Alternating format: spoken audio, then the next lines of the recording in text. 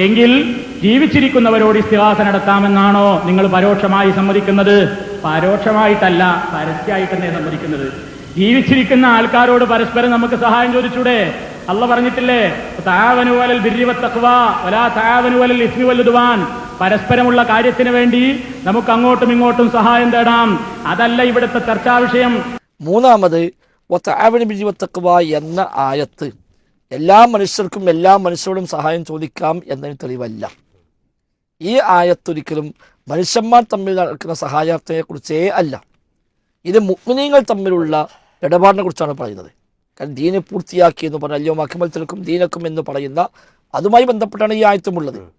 അവിടെ മുഅ്മിനീങ്ങൾക്ക് ദീന് പൂർത്തിയാക്കി, ഇസ്ലാം പൂർത്തിയായി, ഇനി നിങ്ങൾ അവിശ്വാസികളെയും മറ്റും ഭയപ്പെടേണ്ടതില്ല.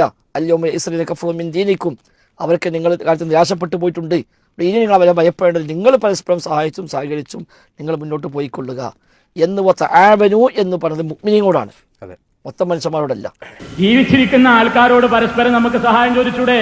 അള്ളാഹ് പറഞ്ഞിട്ടില്ലേ, തആവനു അലൽ ബിർരി വത്തഖ്വാ വലാ തആവനു അലൽ ഇസ്മി വൽ ഉദ്വാൻ. പരസ്പരമുള്ള കാര്യത്തിന് വേണ്ടി നമുക്ക് അങ്ങോട്ടും ഇങ്ങോട്ടും സഹായം തേടാം. നാലാമത് ആ ആയത്തിന്റെ ബാക്കി ഭാഗം എന്താണ്?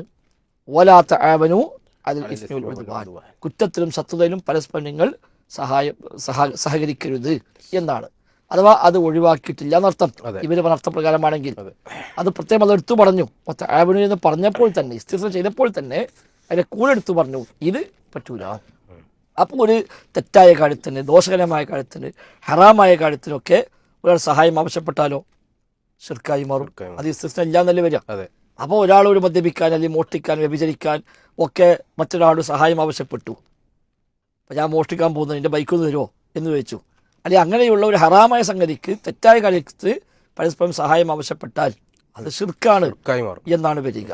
അപ്പം അത്രയും വലിയ അപകടത്തിലേക്കാണ് യഥാർത്ഥത്തിൽ ഈ വ്യാഖ്യാനം വഴി എത്തിപ്പെട്ടിരിക്കുന്നത്.